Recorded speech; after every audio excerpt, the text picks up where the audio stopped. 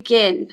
Do we begin? We probably should kick off with, what's going on in real time now. And then I'd like to ask you about the piece you wrote yesterday about, the Russian Jared Kushner. But what do you make of what is being said by Donald Trump about Ukraine, about Vladimir Zelensky? Where do you even begin? It's amazing. That was a really shocking text we most of us read this morning, but now it's all clear. We more or less can understand where he gets his information about Ukraine from, because literally it repeats the Putin's narrative. And clearly he knows that from Vladimir Putin, and we know that during their phone call last week, Putin was lecturing him about Russian and Ukrainian history, about what is happening in Ukraine, and definitely he implanted that idea that Vladimir Zelensky is an illegitimate president, because he's as that's the favorite thesis of Russian propaganda, that Vladimir Zelensky is illegitimate because his presidential term expired last year. It's clear that no new presidential elections could be held in Ukraine because of the war and because of the martial law. Actually, one-third of the country, almost one-third of the country, is under occupation. So it's hard even to figure it out how the election could be organized. But that's the idea that is on a daily basis repeated on Russian TV, and that's a very favorite argument of Vladimir Putin, that there is no one on the other side, that Vladimir Zelensky is not the person to talk to because he is expired. And it's amazing that Donald Trump repeats that. And you probably remember that last week when we were talking, I was feeling that probably Vladimir Zelensky is going to have a rough time with Donald Trump, because we definitely remember their very complicated track record, very troubled. So I think, why don't you take us sort of inside that, because I suspect many readers aren't necessarily so aware of that personal dynamic. Yeah, I think many of you remember that better than me, but Trump's first impeachment was very closely related to Vladimir Zelensky. Actually, it happened because of Zelensky. Because in a week after Zelensky was elected as a president, that was back in 2019, he had a phone call with Donald Trump, who was the president of the U.S., and later the transcript of that phone call was published and revealed, and we can read it, and it's very unusual, because in that phone call, President Donald Trump clearly demanded Vladimir Zelensky to provide him with compromising material on Hunter Biden, and to find any kind of evidence that there was a corruption case with Ukrainian gas company called Burisma and Hunter Biden, who was working for their board of directors. And that was the substance of that phone call. Trump was putting pressure on the freshly elected president. Like he was just a president elect, I guess, that moment, or it was like a week. He was in. A week after his inauguration. And Zelensky was trying to push back as much as he could, and finally after that, the transcript was revealed, it was published, and it became the reason and the pretext for the first hearings and for the first impeachment attempt of Donald Trump. So since then, Donald Trump has something against Zelensky, and if it's not a personal feud, but at least it's a very high level of distrust. And so Mikhail, I have to ask you, because obviously, we saw before these latest talks in Riyadh and before that phone call with Putin last week, the last visual I think we have of Trump and Zelensky is in France, in Paris, at the cathedral, the reopening of Notre Dame. And, they sat, I wondered, well, what were they saying? Donald Trump was president-elect at that point, but, he's talked about ending this war in Ukraine quickly, all through the campaign. So, do you have any information as to what that exchange was like? I don't have very precise information, but we definitely know that that was a hard conversation, because Zelensky, according to Zelensky, there is no quick and simple way out of the current situation. And unlike Putin, he's not ready to start negotiating and to sit with Putin and to say that it's easy to end this war tomorrow, because the large portion of the Ukrainian territory is under occupation. So for him, it's really needed to deoccupy, to liberate 5 Ukrainian regions. And for Putin, it's like it, if I don't know if we like it or not, but militarily, right now Putin is winning, and Putin behaves like the time is on his side, and he knows that. He knows that he is not running out of men, he is not running out of money, he's not running out of weapons. So he can go on with this war again and again. And Ukraine is in a very difficult situation. It's dependent on the Europeans.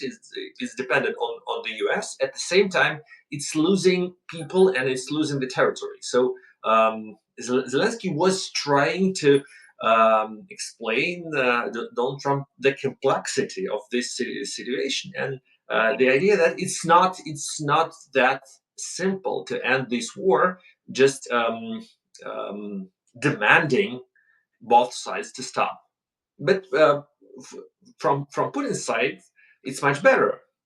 And Putin has certain arguments. He's got very clear propagandist arguments from his side. One of them is that Zelensky is not the right person to talk to, and another one is that. Well, hang on. Let me stop you there, Yeah, Mikhail. So walk me through the logic, because when we last spoke, Zelensky's how firm is Zelensky's grasp on the leadership of Ukraine right now? Is it as tenuous as sort of Putin would like us to believe? Clearly,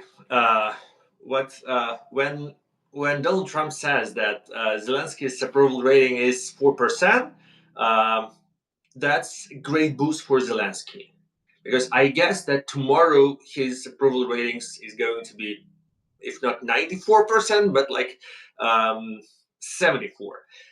Now it's something like 50-50, or probably like the latest number I've seen was 52 in favor of Zelensky. So he's not that unpopular as Putin portrays him.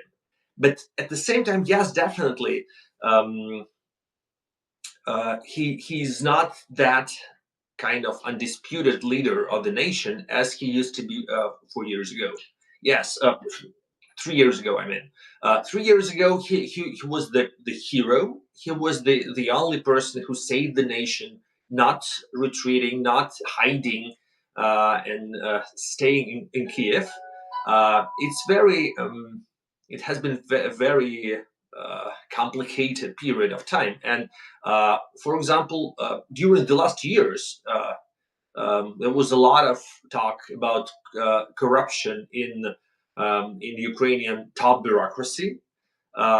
For many months, there was a speculation that Commander in Chief of Ukrainian forces, Valery Zaluzhny, has become much more popular figure in Ukraine, and his approval ratings for many months were much higher than Zelensky's, and that made Zelensky fire Zaluzhny last year, and he was forced.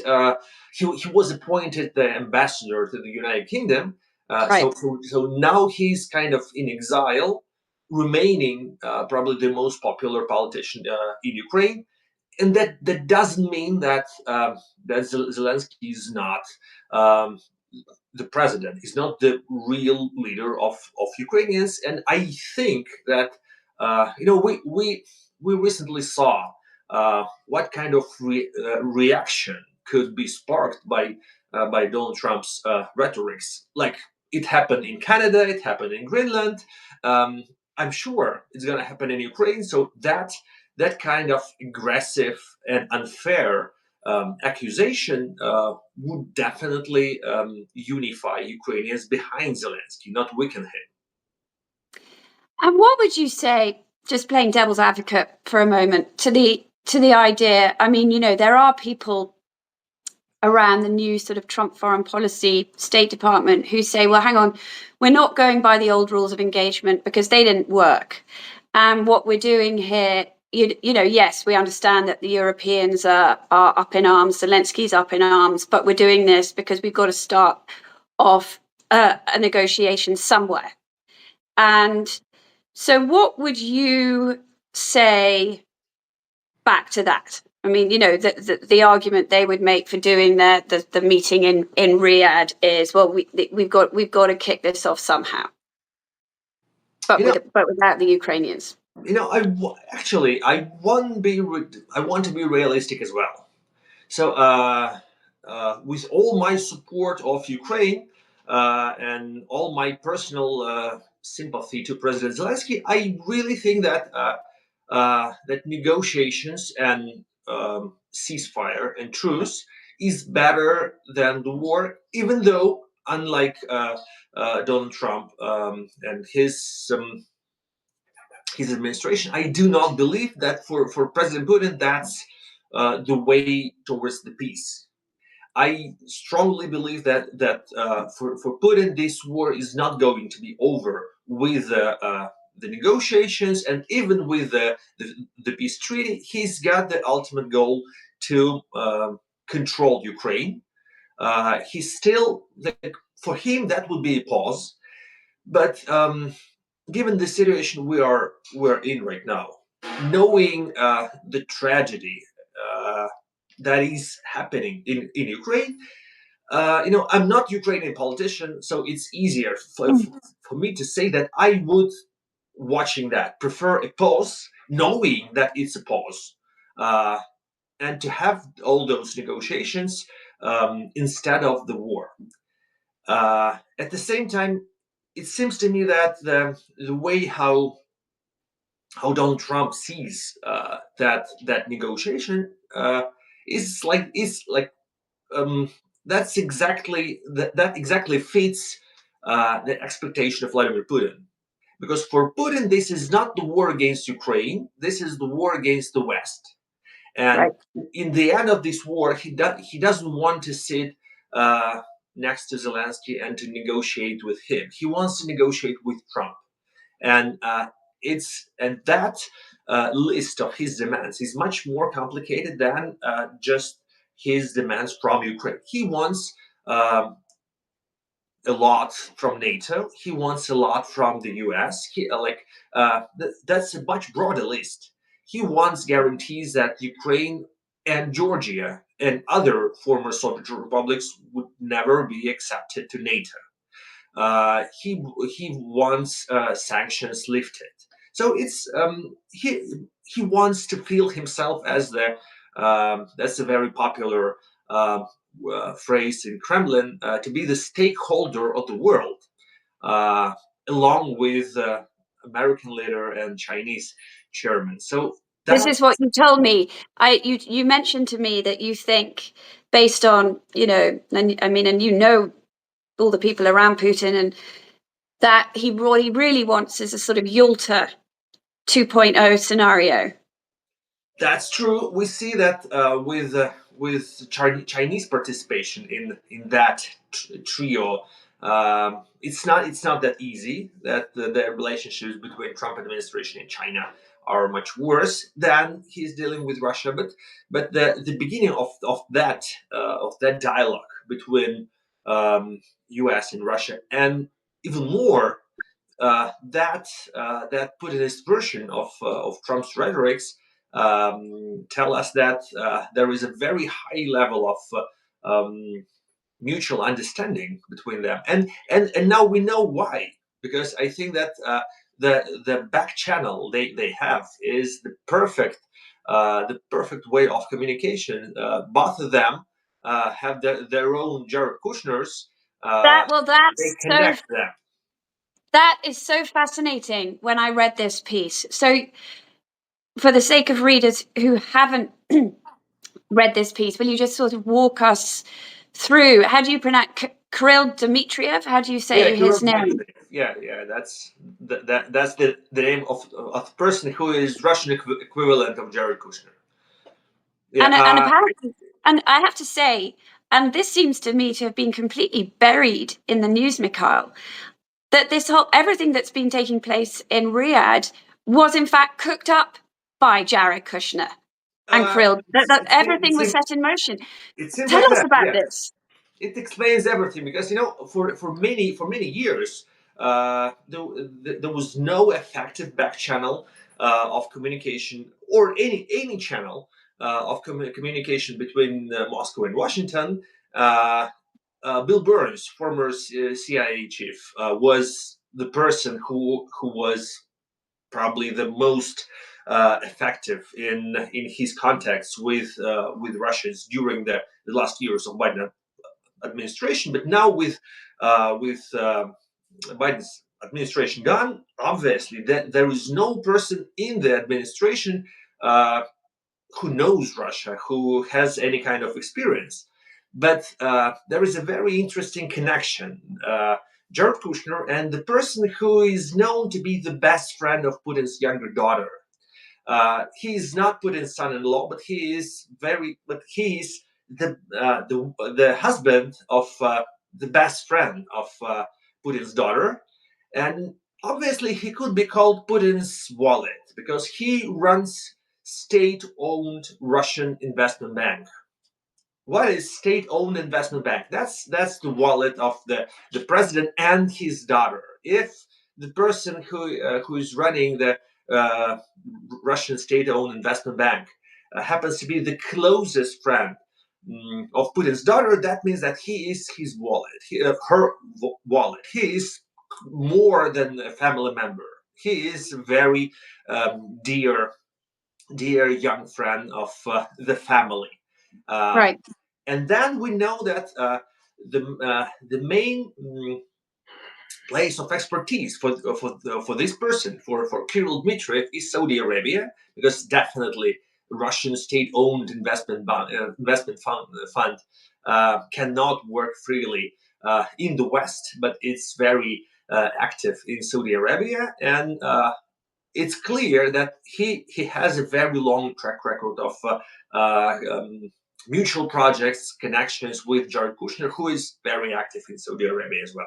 So and those two people share those two Jared Kushners know each other for many years, and I hear from my sources from Moscow, they were practically the way to connect Donald Trump and Vladimir Putin for many months before that. So before Donald Trump was elected, he didn't talk to Putin directly, but he was communicating with him via Jared Kushner and Kirill Dmitriev, and that was like a few weeks ago when Donald Trump, after being after his inauguration, he was asked about his communications with Vladimir Putin, and it was not clear what was happening. He did not confirm that he talked to him, but he said, yes, we are we're communicating, and now we know, like son-in-law Gee, and almost son-in-law are talking, and they are really close and really trusted people. They have a lot of influence. And just a few words about this person, Kirill Dmitriev. He's got an amazing biography, and I saw that. which makes him a very trustworthy person for Jared Kushner and Donald Trump. He was born in Kiev, so he is not just a Kremlin insider. He is basically Ukrainian. Right. He's not Ukrainian because he was born in Kiev back in the Soviet Union, and he left USSR when he was 14. So basically, he never lived in independent Ukraine. But he left Ukrainian Soviet Republic when he was 14. He moved to America. He studied in Stanford, worked for McKinsey and Goldman Sachs, and then graduated from Harvard Business School. After that, he moved to Moscow.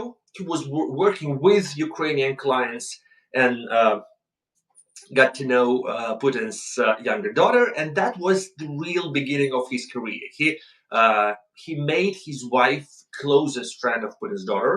He invested a lot into his personal relationship with Putin's daughter, and that makes, I think, he is the closest person to Putin who knows a lot about America, who lived for 12 years here. So it really makes him very probably the most influential Putin's advisor on the U.S. At the same time, that makes him the person who can offer alternative point of view on Ukraine, because Right. he can always say, I know Ukraine even better. I was born there, and it makes him unbeatable. So yes, when he is repeating Putin's narrative, but he is not Russian propagandist. He's the person who was born in Ukraine. So I think.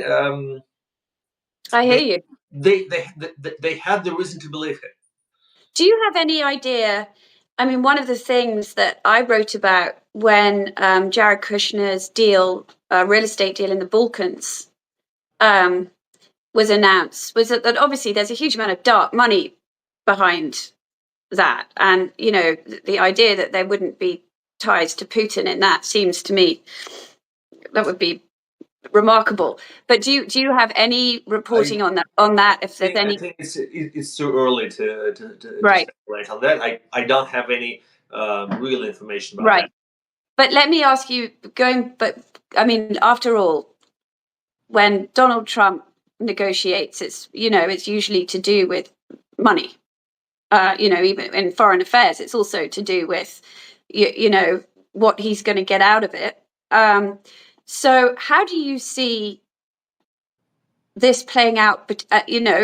This playing out between Putin and Trump. Is it a case of two like-minded equals, or is Trump looking for something that he might not get? And how do you see this power dynamic playing out? I do believe that they are like-minded equals. I do believe that they share a very cynical approach to the global politics, and because when Trump says that Zelensky is the dictator without elections, I don't think that he doesn't know. He definitely knows, but that's the phrase that Putin could easily use, and that's the way how Putin calls Zelensky. And Putin definitely knows that if there is the dictator without elections, that's Putin, not Zelensky. So you're saying something that I think probably many of us in the West don't really know, but we know that Donald Trump is a very, very effective communicator. That the one-liners that land, whether he's thought them through or not, reach people. But it sounds like Vladimir Putin is just as an effective communicator. He knows exactly how to get to his people. Yeah, I think that has always been his job. He was working. He has never been the perfect Soviet spy. although he was working for KGB, but he was a mediocre spy. But he was his main job was listening to people and trying to mimic them, to understand what they want, to get their habits, their values, and just to get to find a way how to cope with them. That's something where he's best at. He conquered George W. Bush completely when during their first meeting he told him the fake story about the fire in his summer cottage that was burned down and only the wooden cross remained um, intact, and that was supposedly the moment when he found God and when he started believing. And that story impressed George W. Bush that much, so he said that he saw the soul in the eyes of that man. So I think he knows that he needs to find some tricks to conquer any person. And they with Donald Trump, they know each other for a very long time, and they even if not personally, they know each other politically and in terms of business. They know that they are promoting the same agenda, that traditional values make our countries great again. Um, uh, it's the same agenda they are being forcing for so many years. Uh, I think in many ways, Putin is learning from Donald Trump. He brought all that anti-trans or anti-abortion issues into Russian domestic policy because he's mimicking Donald Trump. In many ways, Donald Trump is mimicking Vladimir Putin. I guess that um, the bully behavior in the global politics, that's something that was introduced by Vladimir Putin much more, and it proved to be effective. So I think I do believe that they are sincere when they like each other. It's not the dependence, but when it comes to money, that's the beauty of Putin's concept. His concept is that, and he said that in his celebratory speech right after Donald Trump was elected the president. He revealed that concept that the United States are on the edge of collapse, as Soviet Union once collapsed, because the ideology is valid no more. He's saying that Soviet Union collapsed because nobody believed in communism. Like people stopped believing in communism, and Soviet Union didn't have enough money to spend to impose that ideology. And the same way he thinks liberal democracy is not valid any longer. There are not enough people believing in liberal democracy in the world any longer, and the United States cannot impose that ideology.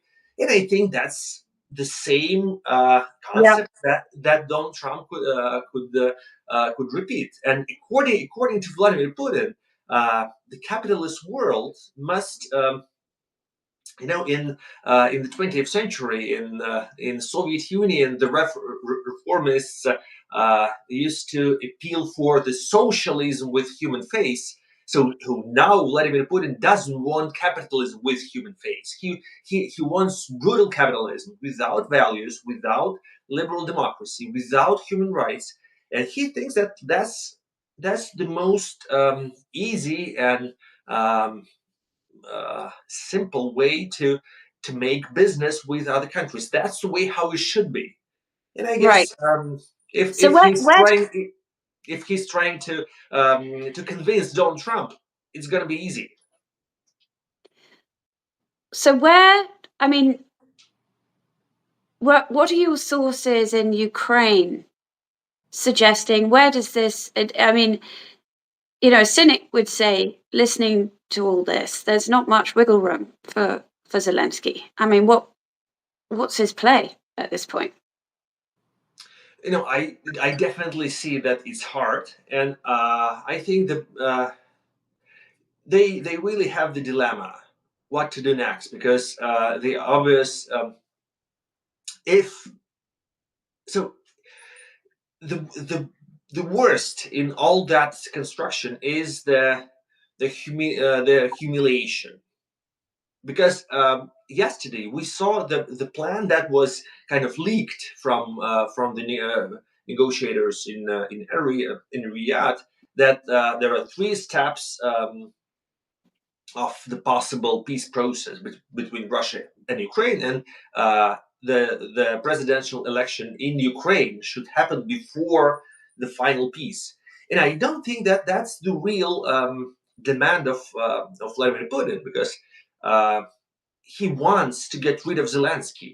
But for Yeah. him, it's much better to have so-called illegitimate Zelensky as the counterpart than the legitimate new president, or legitimately re-elected Zelensky. Because definitely we can imagine that there is a truce and the new presidential election in Ukraine, and with all that humiliation from Donald Trump, there is a very high probability that Zelensky is re-elected, and he's going to be in much stronger position against Vladimir Putin. He's going to be legitimate and popular leader, or if not, any other presidential candidate like Valery Zelensky or another person who is supposedly elected as the new president of Ukraine. He is going to be in a much stronger position against Vladimir Putin. So I don't think that Putin does that to go ahead with this plan. He doesn't really want presidential election in Ukraine. He wants to destroy Zelensky morally, uh, Mm. and he doesn't want that. So I think he actually he wants the same take as it happened in 2014, because in Mm. 2014 when Russia invaded East Ukraine. Um, there were very long negotiations in Minsk, capital of Belarus, with newly elected President Petro Poroshenko, and he signed the Minsk Treaty.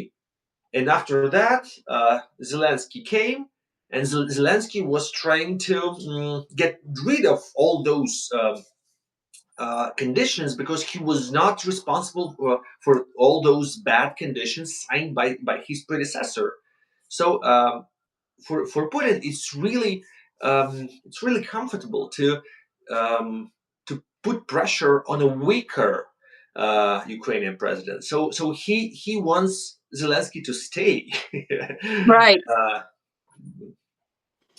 It's really, I mean, it's really, really, really fascinating. I feel like we could talk forever and ever, but we've been on for half an hour, and Mikhail, yeah, obviously this is a moving story.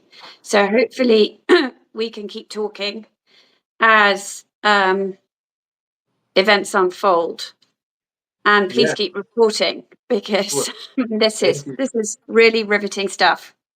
Thanks All so much. right. Thank you. Bye bye. Bye.